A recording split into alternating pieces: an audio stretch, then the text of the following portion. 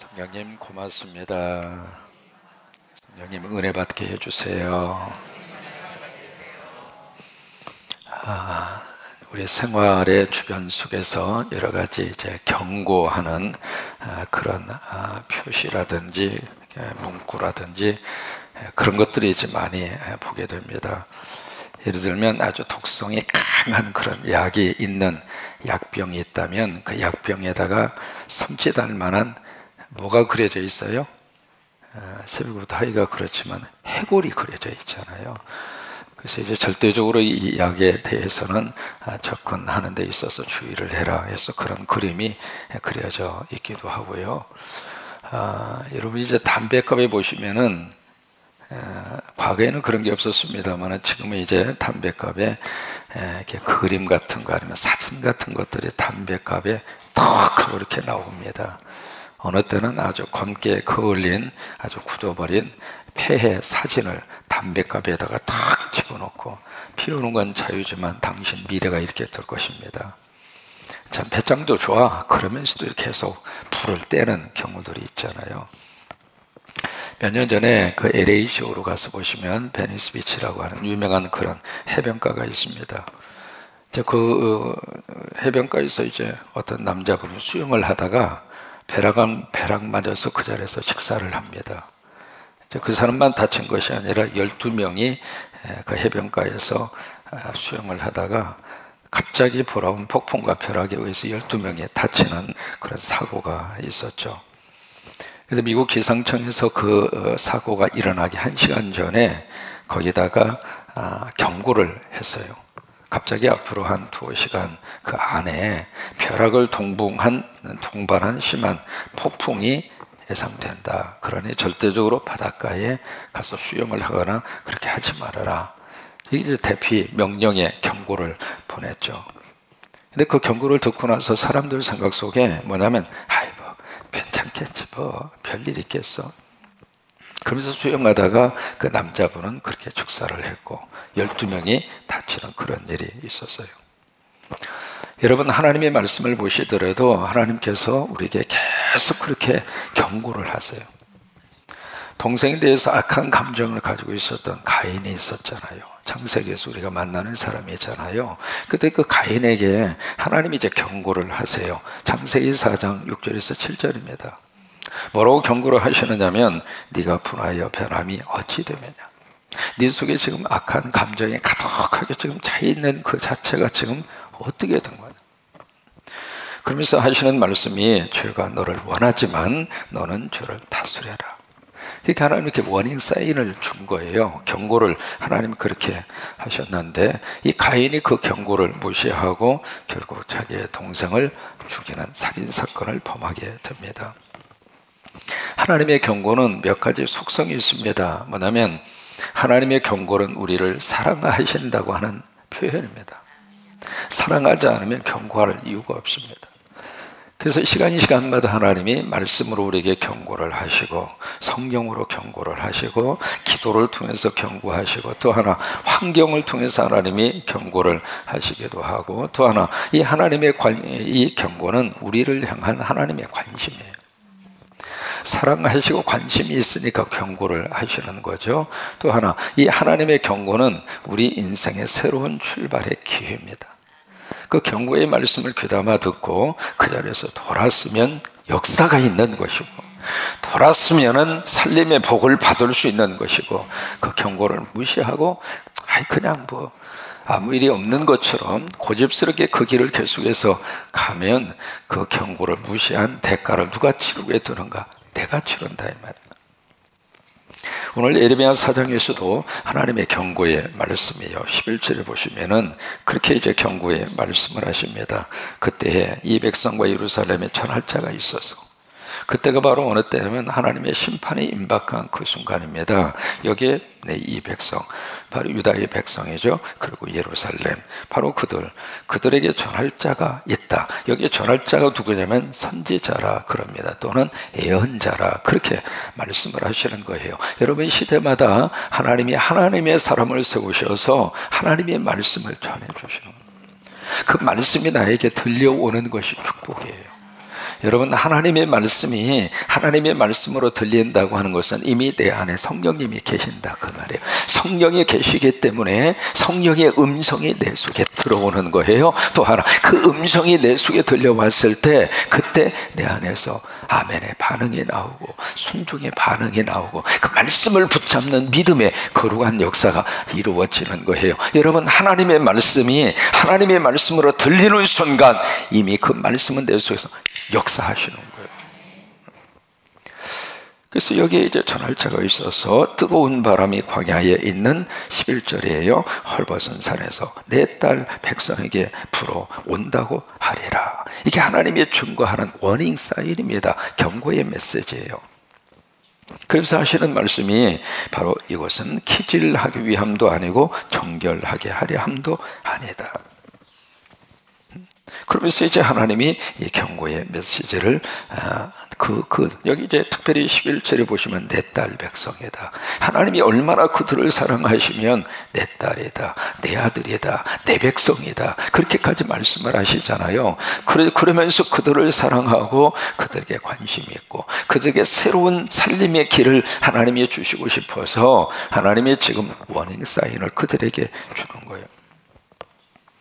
여기 뜨거운 바람이라고 하는 것은 바로 옛날 어디서 불어오는가? 광야의 헐벗은 산, 그렇게 11절에 되어져 있잖아요. 그 광야는 데저트 사막입니다.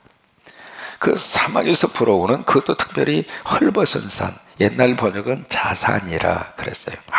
아무런 나무가 없는 그쪽에서 이제 사막에서 불어오는 이 바람, 그 바람, 특별히 이 사막이 어디냐면 사하라 사막입니다.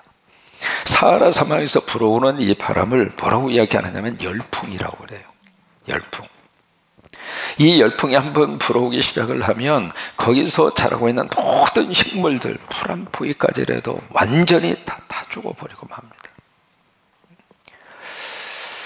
근데 이 바람이 부는 목적이 무엇인가? 키질을 위한 것도 아니다. 어린 시절 기억나십니까? 이 키질. 알곡과 그리고 쭉정이를 가르기 위해서, 그리고 깨끗하게 하기 위한 바람도 아니라 바로 그거예요. 다시 말해서 이 열풍은 살림의 바람입니까? 죽이기 위한 바람이에요. 죽이기 위한 바람. 하나님께서 우리들에게 살리기 위해서 불어오는 바람이 있습니다. 그 바람이 바로 성령의 바람이에요. 성령의 바람은 우리 안에 불어오면 그 바람은 우리를 살려주십니다. 성령의 바람이 불어오면 내 영혼에 살고, 성령의 바람이 불어오면 지역에 살고, 성령의 바람이 불어오면 민족에 살고, 성령의 바람이 불어오면 거기는 하나님의 거룩한 역사가 임하게 되어져 있습니다. 근데 이 열풍은 살리는 바람이 아니라 죽이는 바람이에요. 에스겔 37장에 보시면은 하나님이 거기 에스겔 선지자에게 하나의 환상을 보여주게 되죠. 마른 뼈들이 우글거리는 골짜기. 그것도 오래된 뼈. 그래서 다 굳어지고 다 말라 비틀어진 그 뼈들만 이렇게 가득 쌓여져 있는 골짜기를 하나님이 에스겔에게 그렇게 보여줍니다. 뭐냐면 절대 절망이죠. 거기 무슨 희망이 있겠습니까? 근데 그 속에서 하나님이 에스겔에게 그렇게 물어요. 인자야, 이 뼈들이 능히 살겠는가? 다시 말해서 절대적인 컴컴하고 더 이상 희망이 없는 그 상황 속에서 하나님이 에스겔에게 희망을 묻는 거예요. 도대체 이 속에 희망이 있냐? 이 속에 무슨 가능성이 있겠느냐? 그렇게 이제 물으시는 거예요. 그 물음 앞에 에스겔이 어떻게 대답을 하는가? 주님은 아십니다. 영어로 말하면 You alone know. 주님만이 아십니다. 여러분, 27일, 28일 정상회담이 잘 이루어질 것인가? 우리가 할 수 있는 대답이 있습니다. 하나님은 아십니다. 그래서 우리가 이 새벽에 기도하는 거예요. 하나님이 아시기 때문에 하나님이 역사하셔서 그 회담 속에 하나님의 뜻을 이루어 갈 수 있도록. 그래서 에스겔이 참 지혜롭게 대답을 하는 거예요. 자기 생각에는 희망이 없습니다. 뼈들에게 무슨 희망이 있습니까? 그래서 자기 판단과 자기 경험으로서는 이게 희망이 없습니다. 그 대답을 하고 싶은 마음이 여기까지 있었을 거예요. 근데 그 순간 에스겔은 자기를 생각한 것이 아니라 하나님을 생각한 거예요. 하나님을 보면서 하나님에게 답이 있습니다. 하나님에게 답이 있습니다. 하나님에게 답이 있습니다. 그래요. 믿음의 역사는 거기서 시작되는 거예요. 그러니까 왜 이 새벽에 나와서 하나님 앞에 기도하는가? 하나님에게 답이 있으니까. 나에게 답이 없다 하더라도 하나님에게는 답이 없으니까. 그러니까 그 다음에 하나님이 에스겔에게 그래, 그러면 내가 너에게 답을 줄게. 그리고 이제 하시는 말씀이 바로 그 다음에 말씀이에요. 뭐냐면 너는 이 모든 뼈에게 태어나여 이르라. 다시 말해서 내가 주는 말을 너는 대신 전해라, 그 말이에요. 네 말을 전하지 말고 내가 주는 말을 네가 대신 이야기를 해라. 그리고 구체적으로 그 말씀을 그에게 줍니다. 너희 말은 뼈더라. 여호와의 말씀을 들을지어다. 여러분, 여기에서 희망이 시작이 되는 거예요. 하나님의 말씀이 들어가면 하나님의 말씀은 지금도 살아서 운동력이 있고 좌우의 날선 어떤 건보다 예리하여 심령의 골수를 찔러 쪼개기까지. 그게 하나님 말씀이라 그 말이에요. 주 여호와께서 이 뼈들에게 같이 말씀하시기를 내가 생기를 너희에게 들어가게 하리니, 그 생기를 누가 주시는가? 하나님이 주세요. 생기가 바로 뭐예요? God's breath, 하나님의 호흡이라고 하는 뜻이에요. 그 하나님의 호흡이 바로 성령이라 그 말이에요. 내가 성령을 너희에게 들어가게 하리니, 하나님이 성령을 보내주시리니, 성령의 바람을 불게 하리니, 그 다음에 너희가 살아나리라. 같이 한번 고백하실까요? 성령의 바람이 불어오면 살아나리라. 하나님의 말씀이에요. 성령의 바람이 불어오면 살아나리라. 너희 위에 힘줄을 두고 살을 입히고 가죽으로 덮고 너희 속에 생기를 넣으리니 너희가 살아나리라. 두 번 반복해서 말씀을 하시는 거예요. 그러면서 또 내가 여호와인 줄을 너희가 알리라 하셨다 해라. 이 하나님의 말씀이에요. 그래서 그 말씀대로 에스겔이 대언을 하죠. 그 말씀대로 대언을 하니까 기가 막힌 역사가 나타나는 거예요. 뼈들이 막 서로 자기의 짝을 찾아서 흩어져 있었던 그 뼈들이 여기 가서 맞춰보니까 아니요, 이게 아니네. 그리고 다른 데서 맞추고, 그래서 그냥 뼈들이 막 자기 뼈를 찾아서 막 맞춰지고, 뼈만 맞춰진 것이 아니라 거기서 바로 그냥 힘줄이 생기고, 힘줄 속에 막 살이 막 오르고, 그리고 신경이 막 오르면서 나중에는 큰 군대가 되었더라. 여러분, 이 거룩한 환상의 놀라운 역사들이 예배 시간마다 이루어지기를 주의 이름으로 축원합니다. 그래요, 성령의 바람은 우리를 살리는 바람. 사도행전 2장 소근의 마가의 다락방 120명이 모여서 예배하는데 성령의 바람이 불었잖아요. 오순절날이 이미 이름에 그들이 다 한 곳에 모였더니 호련히 하늘로부터 급하고 강한 바람 같은 소리가 있어 성령의 바람이 불어왔잖아요. 그들이 앉은 온 집에 가득했다. 그래요, 예배할 때마다 성령의 바람이 불어와서 왜 이 새벽을 깨우는지 하나님은 아십니다. 무엇 때문에 하나님 앞에 나왔는지 하나님은 아십니다. 어떤 기도의 제목이 있는지를 하나님은 아십니다. 하나님은 아십니다. 하나님이 성령의 바람을 확 풀어주셔서 우리를 살려주시기를 바랍니다. 예배 때마다 하나님의 놀라운 역사와 능력이 여러분 가운데 충만히 임하시기를 주의 이름으로 축원합니다. 손들고 아멘! 그래요, 열풍은 우리를 죽이는 바람이지만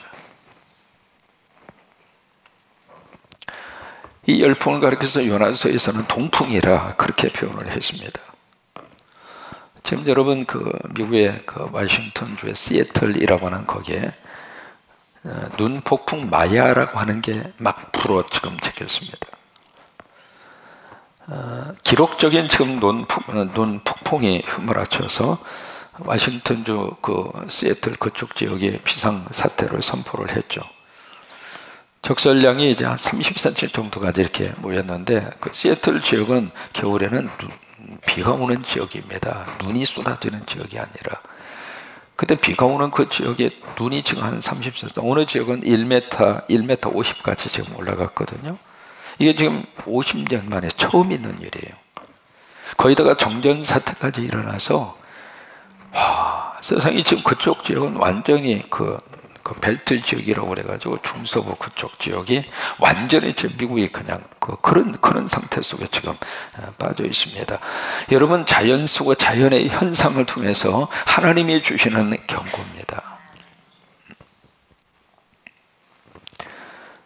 여기 이제 열풍이 불어오는 그 고난지가 어디에 있는가? 바로 광야의 헐벗은 산, 광야의 헐벗은 산의 위쪽에 위치한 나라가 바벨론입니다. 그러니까 바벨론의 침략에 대한 하나님의 경고예요. 그 열풍이 불어오면은 약 한 40도까지 막 올라갑니다. 올라가고 이 바람이 한번 불면 4일에서 일주일 동안 계속 불어옵니다. 그리고 그냥 이것이 뜨거운 것만 오는 것이 아니라 바람도 함께 동반하기 때문에 그 바람이 보통 시속 100km입니다. 여러분 상상이 가십니까? 바람의 세기가 시속 100km로 불어와요. 사람이 서 있을 수가 없는 거예요. 물건은 다 날아가 버리고요. 그런 바람이 지금 이제 보통 3월 초에서 4월 달 그때 이제 그 바람이 지금도 이제 불어오고 있거든요. 근데 그런 바람으로 하나님이 너희들을 불어오는 것처럼 바로 북쪽에서 바벨론을 통해서 바로 너희들에게 그 심판이 너희들에게 그런 하나님의 어떤 심판이 너희에게 불어오리라 그 이야기예요. 그러면서 14절에 하나님이 답을 주십니다. 여러분 성경이 왜 우리에게 하나님의 축복인가? 하나님께서 우리들에게 워닝 사인도 주시지만 거기에 대한 답도 하나님이 주셔요. 14절에 보시면 어떻게 하면 이 심판을 우리들이 벗어나서 살아갈 수 있을까? 14절의 말씀 같이 한번 읽어요. 예루살렘아 내 마음의 악을 씻어버리라. 그리하면 구원을 얻으리라. 내 악한 생각이 내 속에서 얼마나 오래 머물겠느냐. 이게 답이에요. 그러니까 그런 속에서 살아갈 수 있는 그 방법이 바로 무엇인가? 여기에 내 마음에 뭘 씻어요? 악을 씻어라. 내 속에 있는 죄악의 덩어리, 내 속에 있는 죄악의 암덩어리, 그것을 씻어버리라 그 말이에요. 그러면 너희들에게 구원이 있으리라. 이것이 바로 그 엄청난 열풍이 불고 그리고 그 뜨거운 그 동풍이 부는 그 속에서 살아갈 수 있는 방법이라 그 말이에요. 요르단 지역으로 이렇게 쭉 여행을 하시다가 보면 특징이 하나 있습니다. 그 도로변에 가로수가 쭉 이렇게 심겨져 있는데 그 가로수들이 희한하게도 한쪽으로 다 누워 있습니다. 그 이렇게 아름드리 이런 가로수 나무들이 다 이렇게 누워 있어요.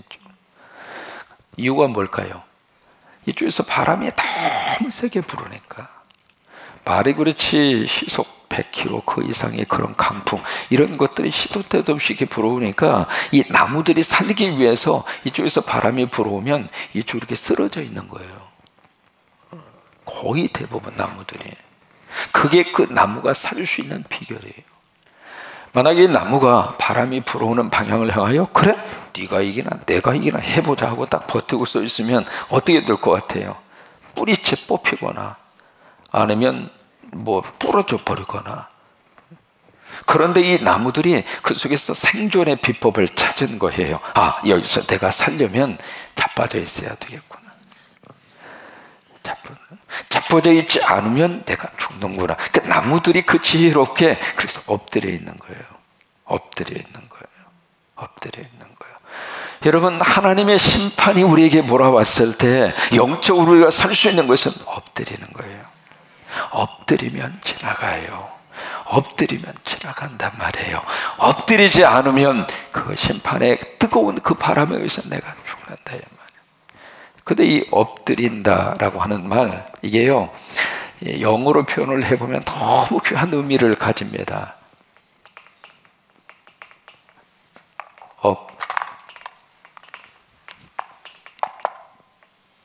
엎드림 한글로 이렇게 쓰죠? 그죠? 틀렸어요? 틀렸으면 가르쳐 주세요. 엎드림이라고 그러잖아요. 이것을 영어로 표현하면 어떻게 표현하냐면 엎드림 이렇게 표현할 수 있거든요. 그죠? 엎드림. 여러분 드림이라고 하는 거 아시죠? 꿈이라고 하는 단어예요. 근데 어느 때 이 드림이 생기는가? 업할 때. 근데 이 업이라고 하는 말을 어떻게 저는 해석하고 싶으냐면 이 앞에 유라고 하는 것은 유나이티드 연합이에요. 그러니까 하나님과 연합하고 성령님과 연합하고 예수님과 연합을 하고 하나님의 말씀과 연합을 하고, 그게 유라고 하는 단어이고, 그 다음에 P라고 하는 단어는 패션, 열정이라고 하는 단어거든요. 열정. 이 열정이라고 하는 말을 영어로 enthusiasm이라고 하는 단어를 쓰는데, 그 N이라고 하는 말이 in이라고 하는 말이에요. 그 다음에 거기 이제 theo라고 하는 단어에서 나온 말인데, 그게 하나님이라고 하는 뜻이에요. 그래서 열정이라고 하는 단어는 영어로 말하면 God in이라고 하는 말입니다. 하나님 안에 있다, 그 말이에요. 그러니까 우리가 업 하면 드림이 주신다, 이 말이에요. 그러니까 우리가 예수님과 하나님과 하나가 되고 연합이 되고, 그리고 우리 안에 하나님 안에서 걸어간 열정을 우리에게 하나님이 허락을 하셔서 우리가 업하면 그 다음에 하나님이 우리 인생 속에 드림을 주신다, 그 말이에요. 그러니까 여러분, 열풍이 불어왔을 때 우리가 살 수 있는 길은 엎드리는 거예요. 엎드리면 역사가 나타납니다. 엎드리면 하나님의 기적이 나타나고, 엎드리면 심판이 지나가게 되고, 엎드리면 그 속에서 하나님의 은혜를 깨닫고 다시 내 인생의 드림, 꿈을 가지고 살아갈 수 있다. 여러분, 오늘 하루 그런 축복이 넘치기를 주의 이름으로 축원합니다.